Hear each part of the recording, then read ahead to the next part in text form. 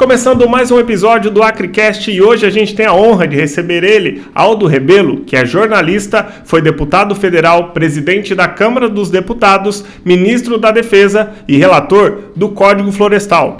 Ministro, obrigado por participar, é uma honra receber o senhor aqui para conversar um pouco mais do nosso podcast. Muito obrigado pelo convite e fico aqui à tua disposição. E hoje a gente acha que já pode começar falando um pouco de um assunto que o pecuarista, que o produtor rural, ele tem muita dificuldade mesmo, que é a insegurança jurídica. Como que o senhor analisa essa situação da insegurança jurídica para o pecuarista, para o agricultor, para o produtor? Na verdade, nós temos duas situações de insegurança. Uma é a insegurança jurídica, que diz respeito à relação entre o ente privado, pessoa física, pessoa jurídica, com o Estado.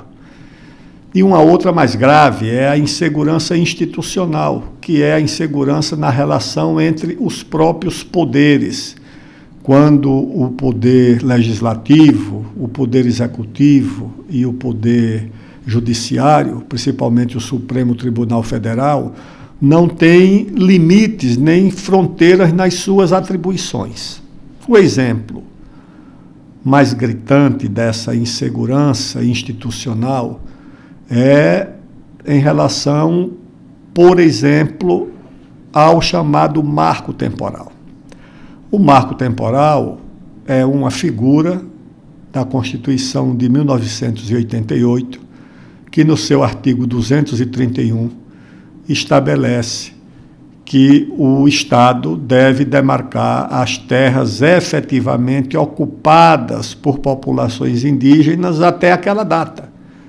O verbo está no presente do indicativo, ou seja, não eram as terras que foram ocupadas no passado, que estavam efetivamente ocupadas naquele momento. Pois bem, a partir de demanda de organizações não governamentais, o Supremo revisou essa posição, declarou a Constituição inconstitucional e revogou essa compreensão do marco temporal. Ou seja, pode ser reivindicada qualquer terra, em qualquer lugar, em qualquer momento. Ao mesmo tempo, o Congresso Nacional votou uma lei reafirmando o marco temporal. E o mais incrível é que as duas decisões estão em vigor.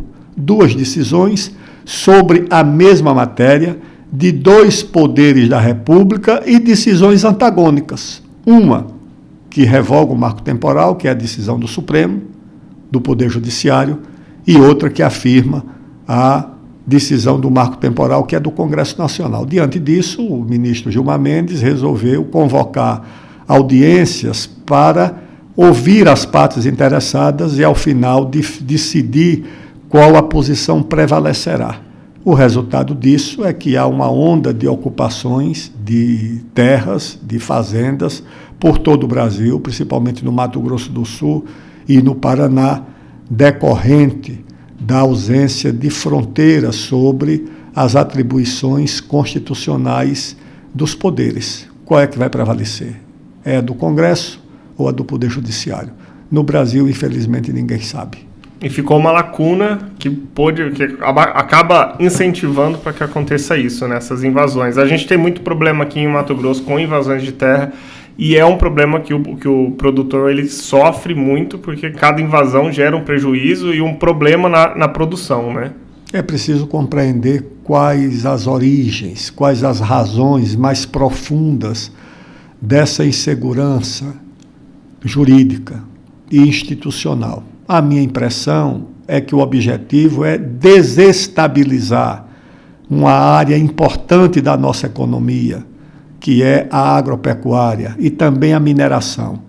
Esse processo de ocupações gera naturalmente um clima de instabilidade na produção, no campo, inibe investimentos, porque quem é que vai se arriscar a investir numa área que não tem segurança jurídica? Porque se você invadir um supermercado, eu acho que em menos de 24 horas a posse é reintegrada. Um banco nem se fala, ninguém invade uma agência bancária, ninguém invade a filial de um banco em nenhuma cidade do Brasil. E por quê? A propriedade rural é franqueada a esse tipo de ação. Por que ela pode ser invadida? É porque há, de fato, uma cumplicidade entre poder público e interesses internacionais vinculados à concorrência com a produção da agropecuária no Brasil e da agroindústria no Brasil. Não há outra explicação. E acaba só prejudicando o produtor, né? Prejudica o produtor e, ao prejudicar o produtor, prejudica o país. Porque o produtor não produz para ele próprio, o produtor produz para o país, para a segurança alimentar do Brasil, para a exportação, para gerar impostos, para pagar divisas, para empregar pessoas. Eu acho que é o Brasil inteiro que sofre as consequências desse tipo de insegurança jurídica. E aí a gente entra no assunto também, o senhor foi relator do Código Florestal, e é um Código Florestal muito importante, é um dos melhores, e justamente o produtor ele tem esse entendimento de seguir à risca o Código Florestal, né? Então, aquele assunto de que o produtor ele desmata, ele contamina o solo, isso aí é pelo contrário, né? No Brasil, nós temos a legislação de proteção do meio ambiente mais rigorosa do mundo. Não há nada parecido em nenhum país do mundo com o que nós temos no Brasil. Agora, o que acontece é que o Brasil não sabe usar diplomaticamente esse trunfo de ter a agricultura ambientalmente mais avançada do planeta, a que mais protege o meio ambiente, a que mais tem áreas verdes, a que mais usa defensivos biológicos no mundo. É o Brasil que tem essa atividade mais ligada à proteção ambiental. E o Brasil podia, por exemplo, já que vai sediar no próximo ano a Conferência das Nações Unidas de Mudanças Climáticas, propor um código florestal para o mundo inteiro, para que as ONGs da Alemanha, dos Estados Unidos, da França, da Inglaterra, tenham que cobrar dos seus agricultores, que hoje não podem cobrar nada porque não tem nenhuma obrigação. Eles não têm a obrigação de ter mata ciliar, eles não têm a obrigação de ter reserva legal, eles não têm obrigação com nada. Aliás, esses países são os únicos que têm desmatamento zero, sabe por quê? Porque não tem o que desmatar, já desmatou tudo, tá certo? Então, acho que o Brasil deveria aproveitar o ensejo da Conferência do Clima, que vai ser realizada em Belém, e colocar na pauta um código ambiental, um código florestal obrigatório, o mínimo para o mundo. Na Amazônia nós temos que proteger 80% da área da propriedade, renunciar a 80%, produzir em 20% e concorrer com o americano que vai produzir em 100%, ou um chinês, ou um indiano, ou um canadense, ou um alemão. Não, isso não é justo. Isso está deformado. Talvez um código que vale mundialmente, né? Exatamente, que seja obrigatório. O americano vai ter que proteger uma área da sua propriedade, ter que renunciar. O francês também, porque exige que no Brasil, agora uma lei da União Europeia, foi suspensa, transferida para 2025, que nem o desmatamento legal é permitido depois de 2020, nem aquele autorizado por lei. Não, isso o Brasil não pode aceitar, a não ser que imponha também a importação de produtos da França, dizer o seguinte: nós não vamos consumir vinho que foi de uva de área desmatada. Não assim vamos. Como que é feito com o gado, né? Exatamente. Não vamos aceitar. Queijo francês, só se a área... Não... Agora, como eu tenho certeza que eles não produzem uva nem pasto em mata, na França, que não tem mais, ia criar um problema para eles. O Brasil precisa aprender a criar problemas para os seus concorrentes. Cobrar, né? Exatamente. Aprender a cobrar, até porque o mercado internacional cobra do Brasil uma produção sustentável, então acho que nada mais justo também a gente cobrar. A reciprocidade nas relações comerciais é uma coisa importante. Reciprocidade. Nós só vamos cobrar aquilo que eles cobram de nós, pelo menos. E quando a gente fala sobre a regularização fundiária, o que a gente pode destacar também sobre isso que acontece aqui no Brasil? No Brasil existe um bloqueio à regularização fundiária, porque a área que não está regularizada, ela pode ser contabilizada como uma atividade ou ilegal ou suspeita, porque não está regularizada.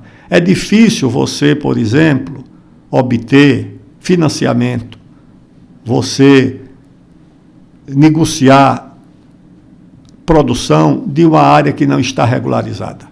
Então, há um bloqueio da regularização fundiária, porque a regularização fundiária consolida a atividade da agropecuária na propriedade regularizada. E acho que isso não é interesse do Ministério do Meio Ambiente, não é do interesse das populações, do Ministério das Populações Indígenas, não é do interesse das ONGs, não é do interesse da concorrência internacional.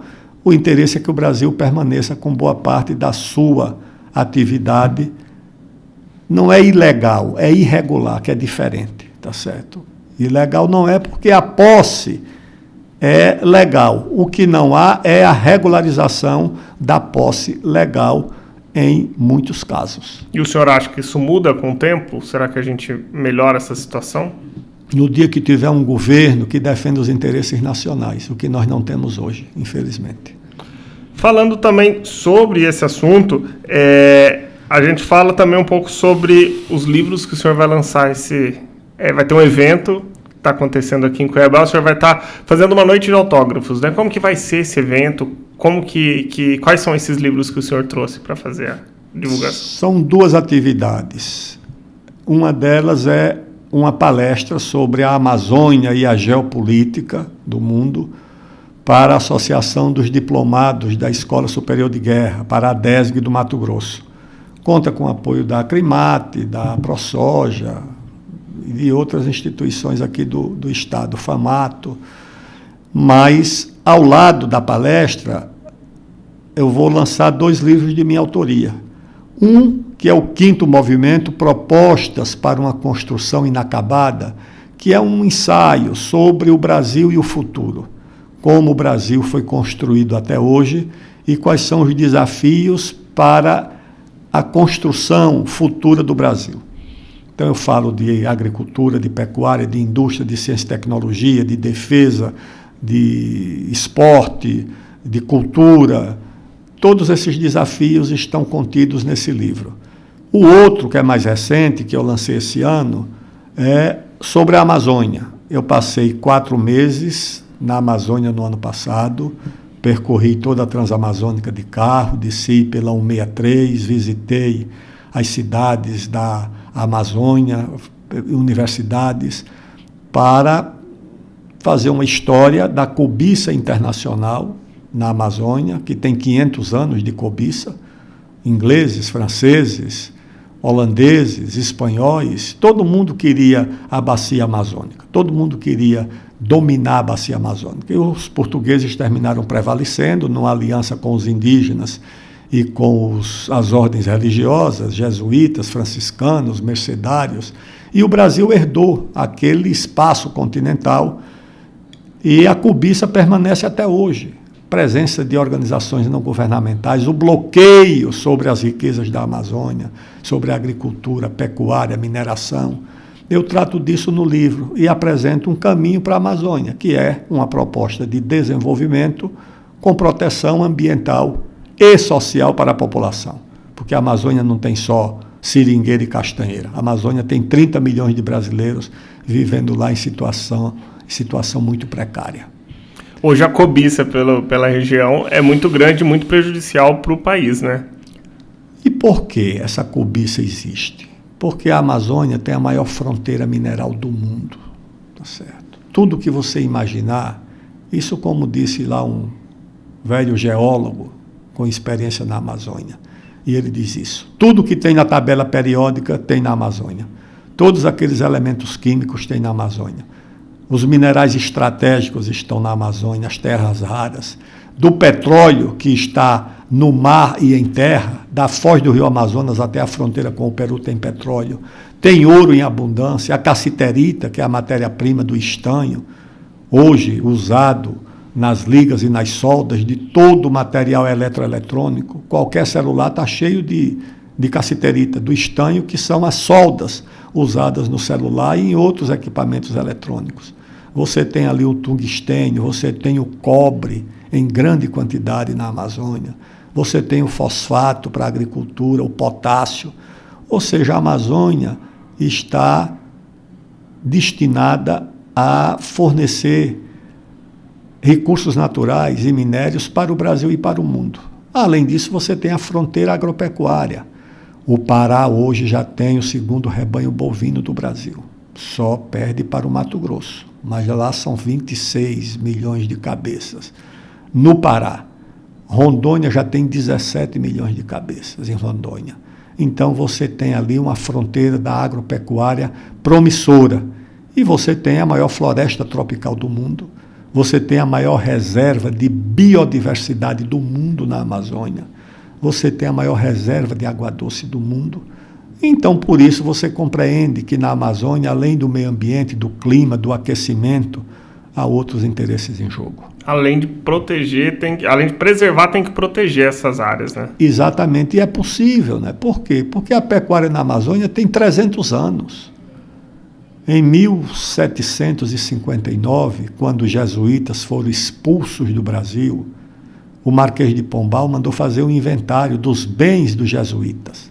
Na Amazônia, os jesuítas tinham 23 fazendas, 3 engenhos de açúcar e aguardente. Uma das fazendas, das 23, a do Marajó, tinha 147 mil cabeças de gado, 1.400 cavalos, ou seja, era uma fazenda sem defeito. Não é só floresta, né? Não, já tinha essa pecuária em 1700, ou seja, aquilo não destruiu a floresta. A pecuária, a agricultura pode conviver na Amazônia com as florestas. Pode se comparar com o Pantanal? A pecuária existe no Pantanal e ajuda, né? Ajuda, por quê? Porque tem áreas de várzea extensas na Amazônia, todas elas já preparadas para a agricultura. A formação florestal é numa parte da região.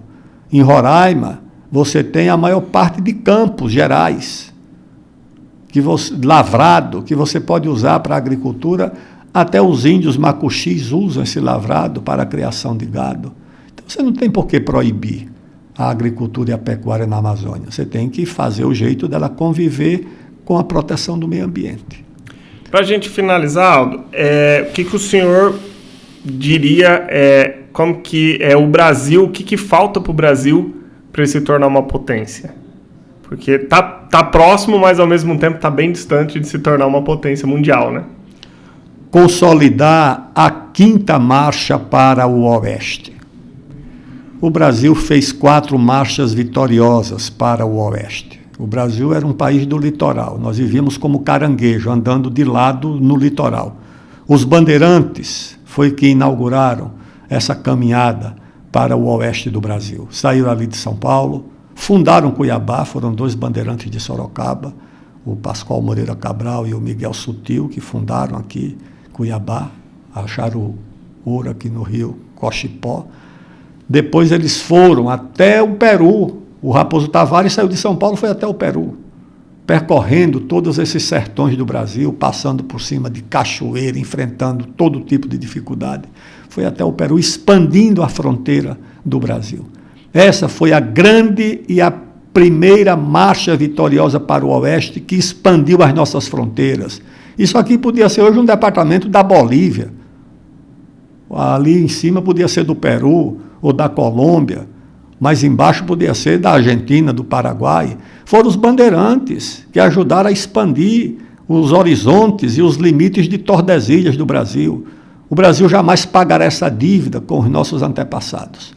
Depois você teve uma outra marcha para o Oeste, que foi a dos seringueiros, a da borracha, no século XIX.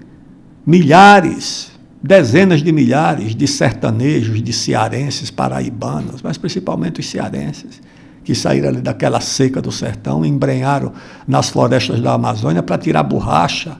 Essa foi outra marcha extremamente vitoriosa, a marcha dos seringueiros.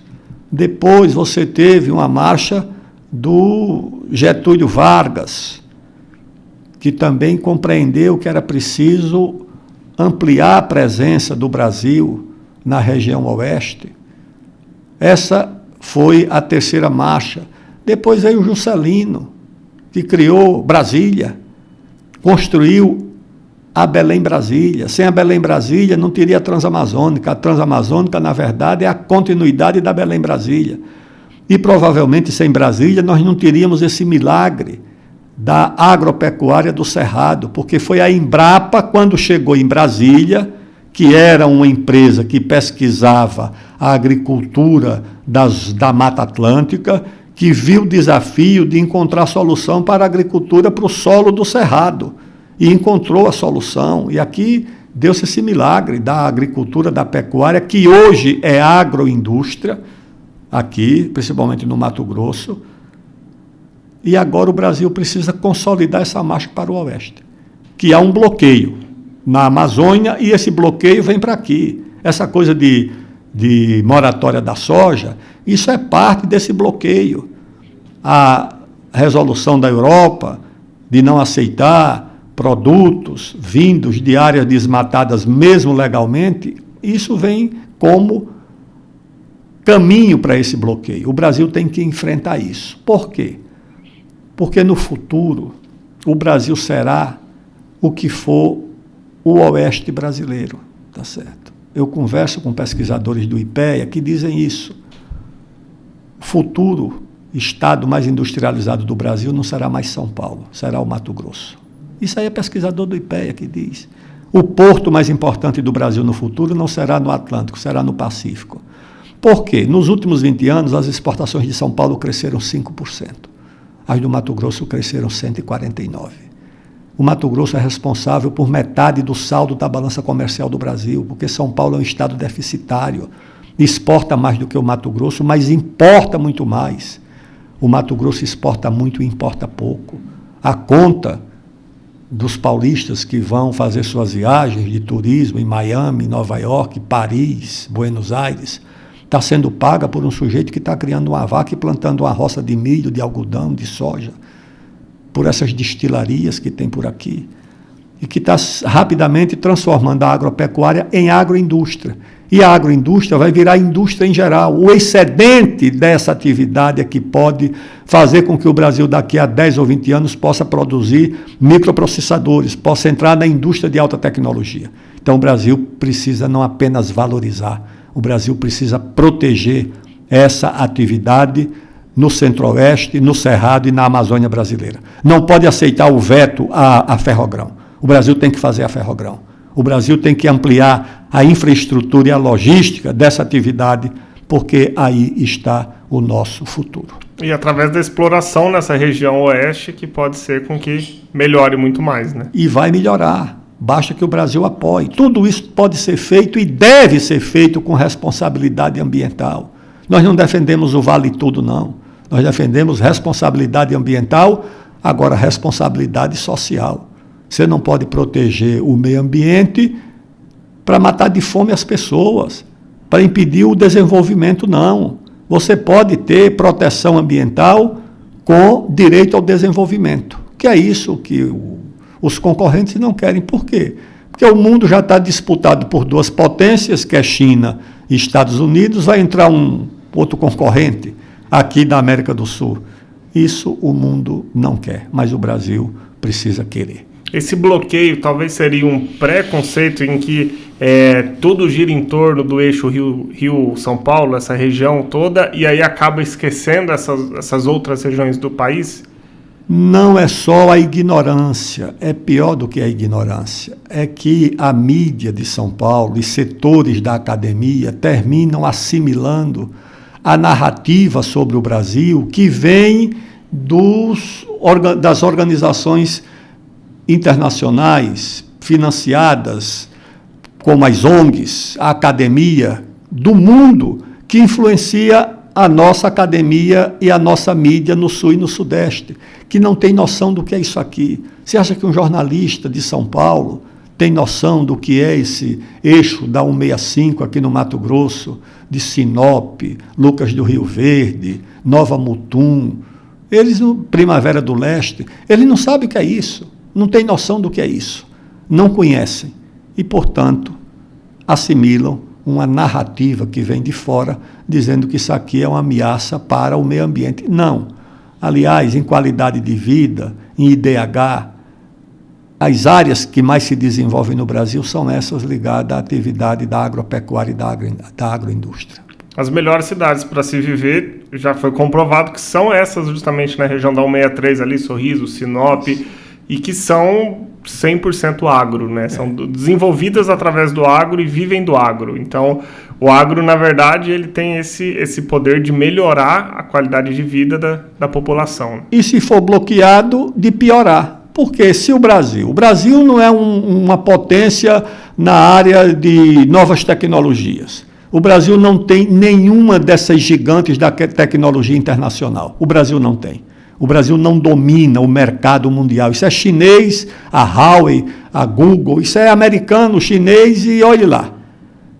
Agora, o Brasil dispõe de uma vantagem que é ter uma fronteira da agropecuária dinâmica. Se isso for bloqueado, vai afetar a nossa qualidade de vida, porque essa área que gera emprego, inclusive urbano. A agropecuária não gera só emprego rural. O trator não é fabricado na fazenda, o equipamento agrícola, a máquina, a vacina, o insumo, o fertilizante, tudo isso é emprego da indústria química, metalúrgica, farmacêutica, urbana.